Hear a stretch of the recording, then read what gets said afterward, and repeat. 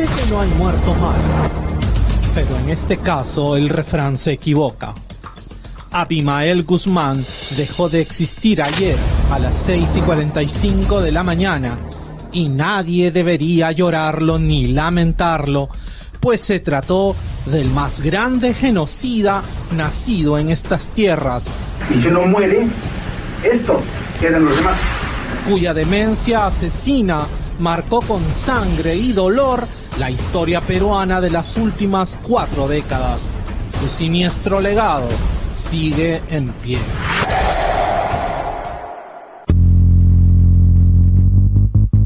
¿Eso es verdad? ¿Ya no existe Sendero Luminoso? Sobre todo ahora que murió su cabecilla, ¿podemos vivir tranquilos y seguros sin su amenaza? ¿Solo se trata de terruqueo y paranoia? Ojalá eso fuera cierto.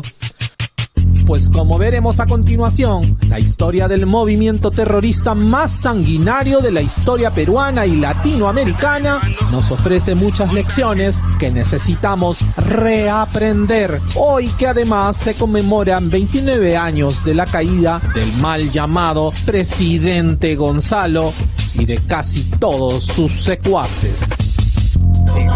El conductor de la nueva República Socialista del Perú, el faro de la Revolución Mundial.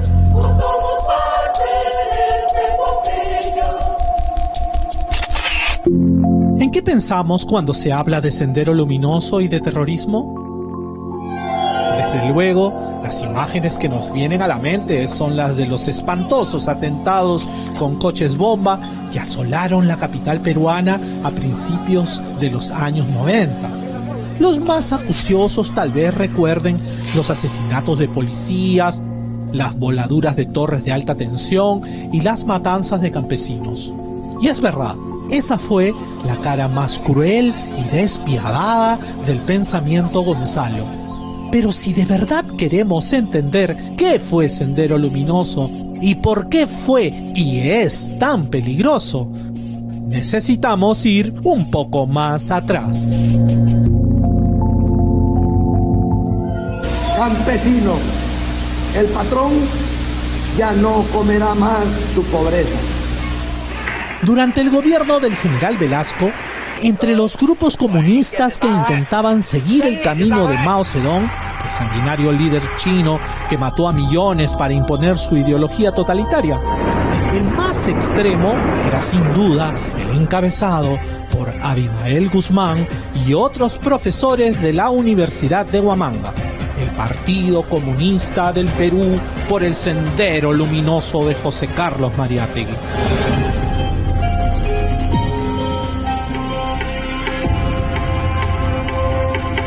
Pero es cuando se convoca a la Constituyente de 1978 que Abimael y sus huestes creen llegado el momento de impedir el aburguesamiento de la sociedad con la vuelta a la democracia y de realizar la lucha armada para destruirla e instalar la dictadura proletaria. Por eso, su primera aparición, después de meses de entrenamiento militar a las afueras de Lima, fue precisamente en las elecciones de 1980. Porque desde que nace Sendero Luminoso le declara la guerra a la democracia, a lo que llama el Estado burgués.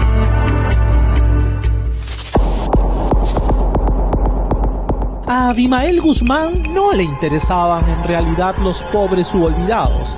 A él le importaba solo el poder, fuera del cual todo es ilusión. La revolución elevada a categoría moral suprema. Había que destruir todo lo que se oponga a ella. Y todo era válido con tal de implantarla. Incluso matar a inocentes. 69 pobladores de Lucanamarca fueron sorprendidos por 300 senderistas.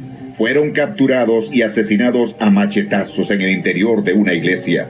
Ese día, literalmente, el infierno se instaló sobre esa localidad.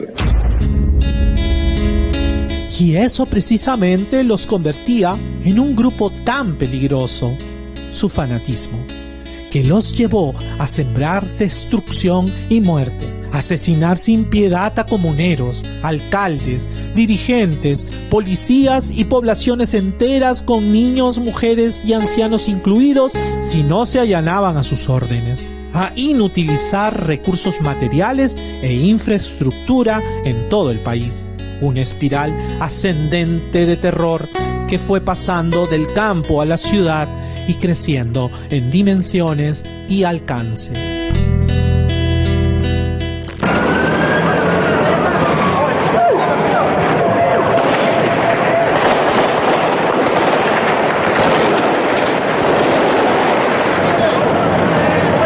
Los alrededores, donde se ha detectado también algunas banderas alusivas al movimiento subversivo Sendero Luminoso. Hay más o menos como 8 o 10 personas que han sido gravemente heridas. Pero nada de eso habría sido posible sin el soporte logístico, médico y legal de organizaciones sociales e instituciones creadas por Sendero como fachadas. Academias como la César Vallejo, asociaciones como los Abogados Democráticos, ONGs como Socorro Popular, y tampoco sin el respaldo pasivo pero cómplice en el Congreso de políticos de izquierda tibios y ambiguos, que saltaban hasta el techo y hacían huelgas de hambre defendiendo a los presos políticos. Antes, nosotras muchas dirigentes hemos dicho, sí son compañeros que dicen porque luchan por el pueblo. ¡Falso! Están en contra del pueblo.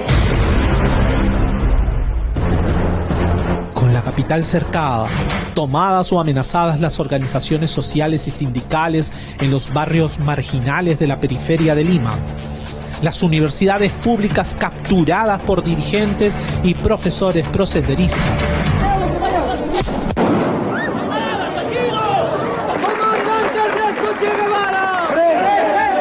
¡Patria o muerte! ¡Venceremos! ¡Patria o muerte! ¡Venceremos!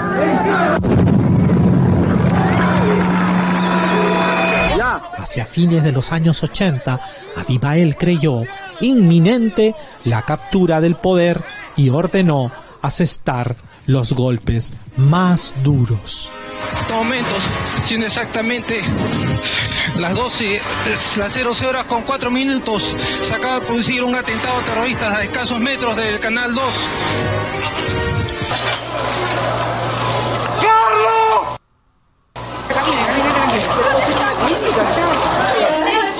Bajen por acá, por acá.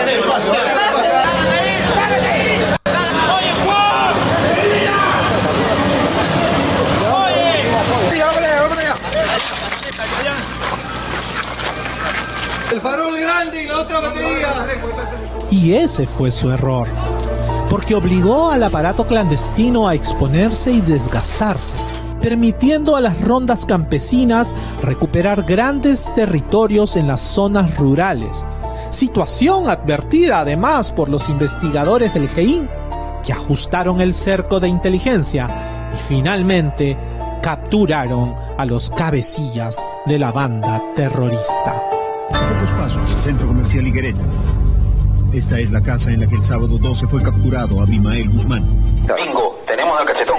Es el uno. Hace 29 años fue un día de fiesta nacional.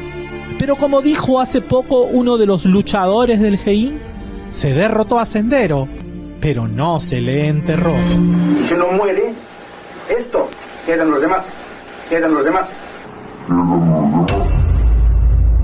Yelena Iparraguirre, su viuda y secuaz, sin el menor ápice de arrepentimiento, escupirá acusaciones contra el Estado peruano, justificando la barbarie que emprendieron contra el Perú.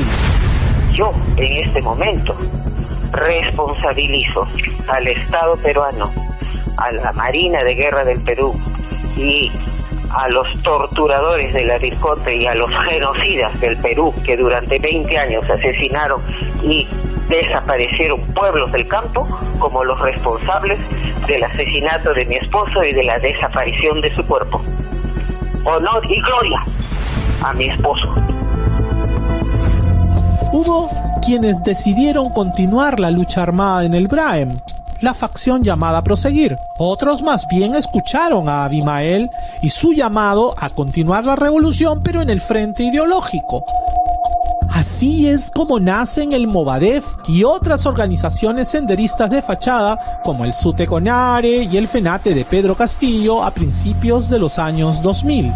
Y empiezan a seducir a nuevas generaciones que no conocen el derrotero sanguinario del pensamiento Gonzalo.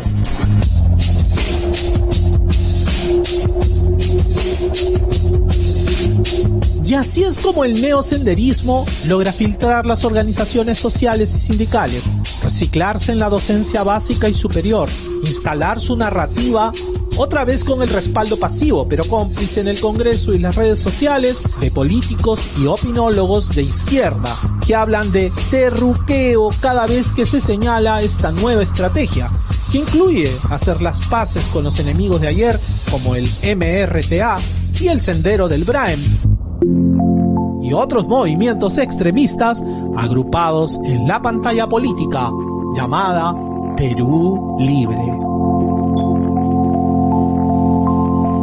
Así es como, 29 años después de su derrota y sin encender ni una sola bomba, los neosenderistas consiguieron el poder, fuera del cual, como decía Abimael, todo es ilusión. Y si uno muere, esto quedan los demás, quedan los demás.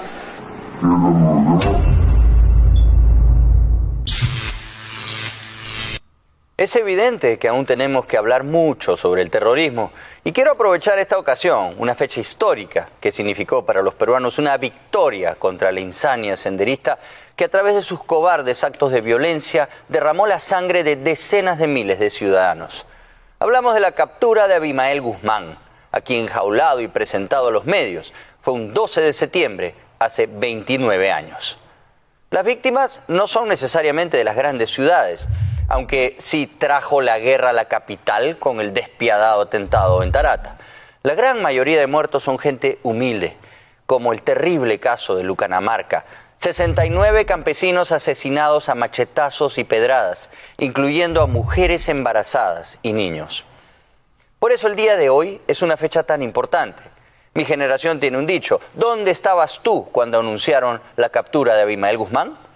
Bueno, la respuesta más popular es sin duda viendo la épica pelea entre Julio César Chávez y Héctor Macho Camacho. Lo anunciaron en plena pelea. Todos nos abrazamos y celebramos un día como hoy. El tiempo ha pasado y la historia ha sido alterada, reescrita, modificada. Pero la verdad sobre el terror que ha dejado una herida abierta en las almas de los que vivimos esa época negra no podrá ser borrada. Y mientras los que padecimos el miedo, los que escuchábamos las bombas por la madrugada, los que vivimos a luz de vela tantas noches de insomnio, no vamos a olvidar jamás lo que hizo Abimael Guzmán y sus huestes de cobardes asesinos. La democracia se ha dejado infectar por el virus senderista, que se ha adaptado a los tiempos y ha penetrado el sistema para destruirlo desde adentro. ¿Y los peruanos cómo toman esta afrenta? No pasa nada. ¿Tienen vínculos con Sendero? ¿Qué importa? Estas son las marchas convocadas por Jair Bolsonaro en Brasil. ¿Saben qué reclama? Que el sistema electoral no da garantías. ¿Se imaginan si eso hubiera pasado aquí cuando el Jurado Nacional de Elecciones dejó de lado su encargo constitucional para ponerse al servicio del sombrero? Un jurado incompleto, gracias a las maniobras legales de Walter Ayala, hoy premiado con el Ministerio de Defensa, para así impedir el nombramiento del quinto juez electoral y dejar a un defensor de terroristas como Jorge Luis Salas Arenas con el voto dirimente. Es un escándalo, pero en el Perú no pasa nada. En Brasil salen millones a las calles. Aquí nos da flojera, no queremos ver, nada nos motiva, no nos interesa la política. ¿Saben lo que ha pasado por esa dejadez y falta de compromiso?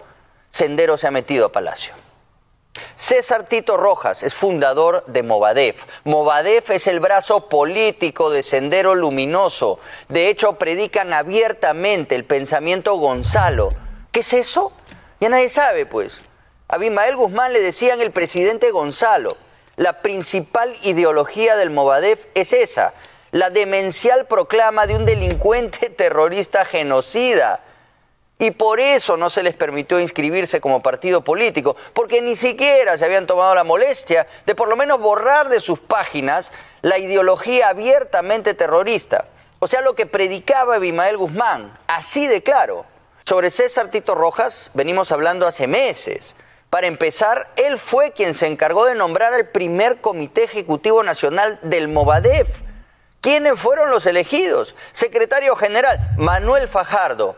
Quizás lo recuerden de este video con Daniel Urresti cuando era ministro de Interior. Es el punto que estableció. Quiero tener el honor de saludarlo para que en el futuro. Pero tenga usted cuidado porque Sí, para que en el futuro esto va a ser histórico. Cuando estos señores revivan el partido de Sendero Luminoso y comience la destrucción, que quede como un día histórico en el que el ministro del Interior. Que quede como un día histórico que el ministro del Interior empujó a una persona casi inválida con el objeto de impedir que hable. Para eso ha venido. Para eso ha venido. Que quiera. Usted puede hablar lo que quiera, porque es el ministro. Usted es el ministro de Ollantumala. Sendero Luminoso, Abimael Guzmán. Usted, la derecha. La derecha es antilaboral, antijuvenil. Eso es lo que pasa. Déjeme que yo se lo cago. El señor director de la DIRCOTE quiere hablar. Esto es totalmente necesario. Y aquí no me vengan con que me expongo o el ministro hace, porque esto es necesario. Tiene que entender la juventud que Sendero Luminoso está tratando de revivir. Y yo tengo la responsabilidad como ministro del Interior de hacerlo conocer. ¡Volvió! Manuel Fajardo era abogado de Abimael Guzmán. ¿Quién más? Subsecretario General Alfredo Crespo. También abogado de Sendero, que en su momento fue condenado a 12 años de prisión por terrorismo. Así es, César Tito Rojas eligió a los abogados de Abimael Guzmán como máximos responsables del Movadef original, que exige amnistía para los condenados por terrorismo. Ahí está en todas sus publicaciones. Estigmatización y persecución con la que ha venido actuando el Estado peruano contra los marxistas, leninistas, maoístas, Pensamiento Gonzalo, y que extendió al pueblo peruano con el llamado terruqueo.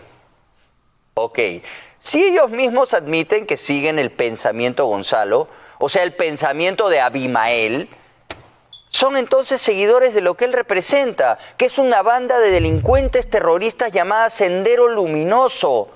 ¿Cómo puede ser terruqueo si ellos mismos están admitiendo que siguen la ideología de Abimael Guzmán, más conocido como el presidente Gonzalo? Bueno, esta semana César Tito Rojas ingresó a la PCM. En el registro de visitas figura que fue a ver al premier Guido Bellido. Después afloró la repentina versión de que César Tito Rojas había ido en realidad a ver al viceministro de Ordenanza Territorial, Braulio Grajeda. Pero él mismo negó que los haya convocado y dice que ni los conoce. Yo los atendí en un momento, no porque yo los haya convocado, porque no los conozco. Simplemente para que no se sienten desairados. César Tito Rojas conoce muy bien al presidente Pedro Castillo. Aquí están los dos, puño en alto, en una reunión del FENATE y CONARE Movadef, precisamente. Es más, lo jalaron al profe para que encabece las huelgas del año 2017 en contra de la meritocracia. Fue el líder del CONARE en ese momento. En un documento de la Dirección contra el Terrorismo se registró que Castillo y Tito participaron como expositores en un evento realizado en La Paz, Bolivia, en mayo del 2018. En la misma actividad desarrollada en la Universidad Mayor de San Andrés estuvieron Edgar Tello, actual congresista de Perú Libre, así como Mary Coila, activista del Movadef y que hoy es la presidenta del FENATE, del sindicato del profe. En este documento de adherentes o afiliados al Movadef figura la firma y huella de Mary Coila Ramírez. ¿Hay una información que tiene que usted es adherente del Movadef? ¿Eso es cierto? Con respecto al tema del Movadef, efectivamente yo firmé el panillón del Movadef. No les importa nada ya, lo dicen sin reparos. La presidenta del sindicato firmó para que Movadef sea reconocido como partido político. Y ahora a través del FENATE van a lograr legalizar a los seguidores de Abimael y convertirse en un partido después de todo. Bueno, actualmente soy presidenta del Frente Político Magisterial y en el último congreso que se ha desarrollado el 30 de julio aquí en la capital de la República, con la participación de 20 bases regionales, porque fue presencial, es que se ha decidido ya conformar un partido político. Ah, pero Sendero ya no existe, dicen con frescura los neoterroristas. Sendero está más vivo que nunca. Pero ya no ponen bombas, no es terrorismo. Están en el Braem. Y siguen las masacres como esta reciente durante las elecciones, o las emboscadas a las patrullas del Comando Conjunto de las Fuerzas Armadas, hoy bajo control de nuestro eterno enemigo en el monte. Es increíble lo que estamos permitiendo en el Perú.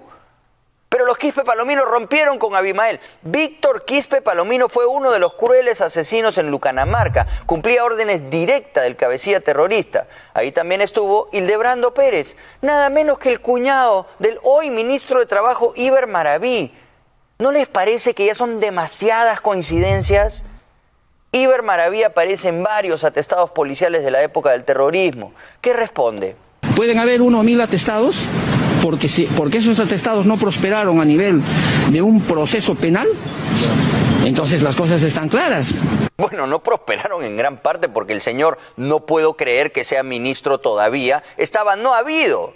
Hemos entregado el poder a quienes aún defienden los ideales de un genocida terrorista como Abimael Guzmán.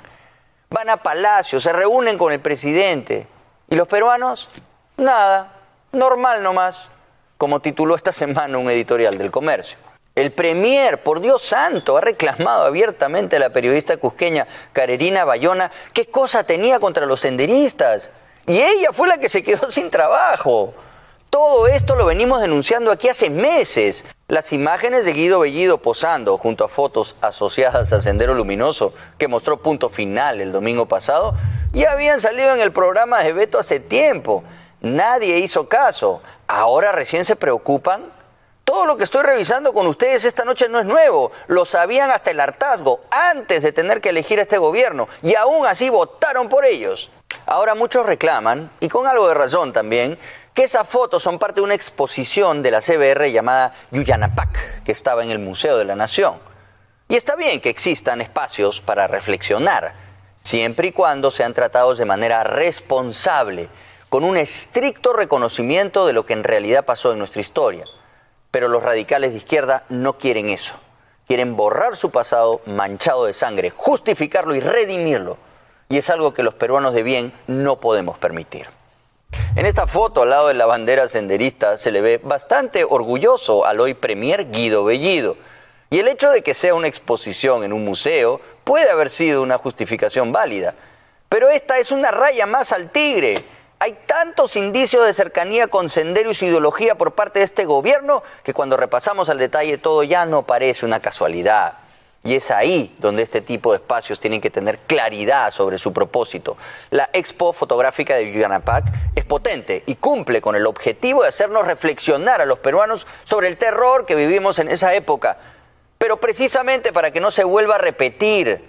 No puede ser vista, como parece verla Bellido, como una suerte de colección de los grandes éxitos de Sendero. Si no se le da el contrapeso adecuado en la formación de ideas claras sobre lo que pasó por parte del propio Estado afectado, entonces se puede transformar en algo que genere un efecto adverso y más bien sirva para lavarle la cara al terrorismo. ¿Deben existir estos espacios? Por supuesto, pero también es necesario que hubiera existido, a la par, una firme política educativa que permita que las nuevas generaciones sepan la verdad de nuestra historia. No la que pretende reescribir la izquierda radical, como quiso hacer Héctor Béjar al tratar de poner en el mismo plano al terrorismo y a las Fuerzas Armadas que lo combatieron a sangre y fuego. ¿Hubo excesos? Sí. ¿Hay que condenarlos? Por supuesto. ¿Pero son igual de malas las Fuerzas Armadas que Sendero Luminoso? No, ni cerca. Y así lo ha determinado la propia CBR, cuyos integrantes, además, fueron gente de izquierdas. Pero ya lo ven, es demasiado tarde. Como son organizados y tienen visión a largo plazo, se han ido infiltrando poco a poco en la educación de nuestras nuevas generaciones. Hoy le muestras una foto de Abimael Guzmán a un joven universitario y no sabe quién es. Vamos a ver si los jóvenes logran identificarlo y saber de quién se trata. Esta es la fotografía. A ver, ayúdame tú. ¿Quién es? Ay, no sé quién será. Creo que es un actor. Un actor. ¿Quién es? ¿De quién se trata? ¿Lo identifica? ¿Un actor? ¿No? No. Camarada Gonzalo. Ya nada. Es triste, es indignante, evidencia cómo no se ha educado a nuestras nuevas generaciones de manera correcta. Ellos deberían saber quién es, deberían saber qué hizo. Todo eso debería estar muy claro para los peruanos, pero no lo está. Por lo tanto, el país de hoy simplemente no conoce su herencia. porque si la conociera, no habría forma de que hubiésemos elegido a Pedro Castillo y a toda la batería brava de Sendero como gobierno. Es así como empieza la confusión. Evidentemente, ante este vacío escandaloso, hay una sensibilidad mayor, porque no se hizo nada para prevenir que el cáncer del terrorismo se reinvente y se disemine en nuestro país. Es así como, por ejemplo, empieza el escrutinio de obras de arte, como las de Alfredo Márquez, específicamente en esta, en la que aparece Edith Lagos. Esta imagen la he bajado de la colección permanente del Mali, por si acaso. Bueno, al Hotel B de Barranco le han dado con palo por haber adquirido y expuesto las serigrafías de Alfredo Márquez. Son de 1988. A ver, esto es un poco más delicado. Estos cuadros retratan a Mao, Mariátegui, Arguedas, al Che Guevara. Hasta ahí no hay tema, no hay nada que nos impida pintar a esos personajes en el Perú. La polémica se desata con este cuadro de la misma serie en el que aparece esta versión pop de Edith Lagos. El Hotel B tenía ese cuadro colgado en algún momento, pero hace tiempo que no está exhibido. Aún así, responsabilizarlos de haber contribuido a que Sendero esté en el poder es demasiado. Les aseguro que a las hermanas de la Puente no les agrada nadita lo que está pasando con nuestro país. Ahora, es cierto que en el Perú sí existe el delito de apología al terrorismo, pero en el arte es difícil precisar si se trata de la exaltación de la figura de uno de los íconos de Sendero. Solo por ponerla ahí en un cuadro configura el delito de apología. Como verán, hay una delgada línea. La historia de Márquez es muy dura. Él fue sentenciado por apología al terrorismo. El Servicio de Inteligencia lo detuvo en el año 94 y fue procesado por jueces sin rostro y enviado a Castro con una condena de 20 años. Allanaron su taller y encontraron los cuadros de Mao que fueron usados como prueba en su contra. Estuvo 4 años preso, pero su caso fue revisado por el padre Hubert Lancier, que además inició sus trabajos en los penales durante el propio gobierno de Fujimori. Finalmente se determinó que efectivamente había habido un exceso y fue liberado. Pues bien, me gustaría saber que vivo en un país en el que los artistas pueden pintar lo que quieran, pero también tengo que ser consciente de que la exaltación del terrorismo está legalmente prohibido, por una razón. En Alemania no se puede pintar nada sobre los nazis, no se pueden usar svásticas o brazaletes, se puede adquirir piezas históricas, originales del ejército nazi, pero no las puedes mostrar en público. No se puede fabricar indumentaria nazi nueva. Ni siquiera puedes usar una suástica como patrón para desbloquear tu teléfono. A ese nivel están en Alemania. Obviamente el proceso de reconciliación ha sido mucho más extenso y profundo en la sociedad alemana, que es una de las más civilizadas hoy en día. Para llegar a ese nivel se tiene que trabajar en varios aspectos, atender a todos los afectados, buscar tender puentes y diseñar una fórmula en la que todos estén satisfechos por las decisiones tomadas en el proceso. ¿Hemos hecho eso en el Perú? La verdad que no parece. Nos sentimos burlados, engañados. Luego de la victoria militar sobre los grupos subversivos, debimos haber iniciado un proceso de reconciliación más completo que el informe de la CBR y la exposición fotográfica. Se debió incluir a todos los afectados para atenderlos, escucharlos y darles su lugar. Estos policías que quedaron ciegos y sin manos por desactivar los explosivos de los terroristas, ¿quién se acuerda de ellos? ¿Dónde está su museo? ¿Dónde están sus centros de rehabilitación? Los militares que combatieron el terror no todos son malos. La gran mayoría puso el pecho y defendió a sangre y fuego su uniforme. Y a los que han sido injustamente acusados, ¿quién los defiende? Los tucos tienen sus ONG que presionan al Estado a través de la Comisión Interamericana de Derechos Humanos. Los soldados que enfrentaron al terrorismo en la zona roja no tienen nada. Y hoy les pedimos que vuelvan a poner el pecho. ¿Para qué? ¿Para que luego los acusen de cualquier cosa y el país les vuelva a dar la espalda? ¿Y los civiles afectados qué tienen? ¿Es justo pensar en que solo a los terroristas hay que indemnizarlos? ¿Cómo se ha incluido en la currícula educativa el pequeño gran tema del terrorismo, por ejemplo? ¿Cómo se ha trabajado para sanear los graves daños psicológicos que ha padecido toda una generación? Si se les exige a los grupos subversivos que hagan un mea culpa y pidan perdón por las atrocidades cometidas, ¿eso será algo que nuestra sociedad esté dispuesto a aceptar? Es difícil saberlo. Y de ser así, ¿se debería permitir que participen abiertamente en política? Así como para que no se nos metan debajo del radar como en el gobierno de Perú Libre. ¿Qué tenemos si no?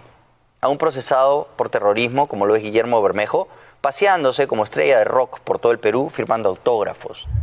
Obviamente los extremistas lo que quieren es destruir el sistema desde adentro y ya empezaron. Ese es el objetivo, derrumbar los cimientos de esta democracia y poco a poco ir limitando las libertades. Cada vez más muestran los dientes contra la prensa, por ejemplo, esta inaceptable declaración de Dina Boluarte contra nuestros colegas de Canal N. A Canal N, yo le agradecería a la prensa y a Canal N que sus preguntas sean más proactivas.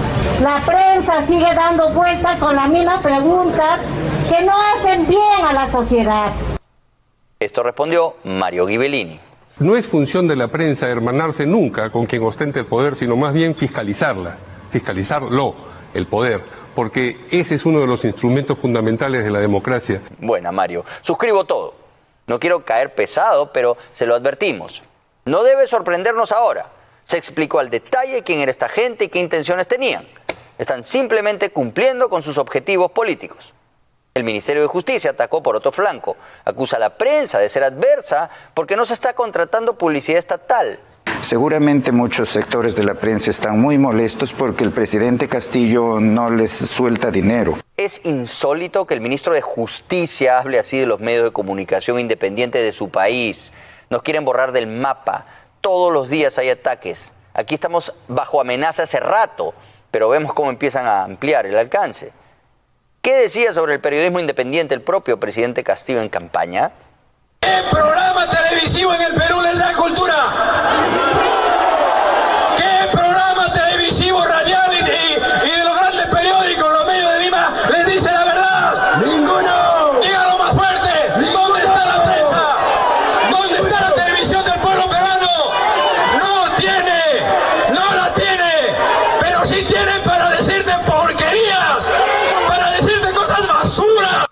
Este rabioso discurso refleja el odio que tienen contra los medios que no se alinean con lo que aducen es el pueblo, la prensa del pueblo. Se rogan un poder incuestionable porque dicen encarnar a esa fuerza que no tiene forma, pero que es todopoderosa y a la que denominan el pueblo.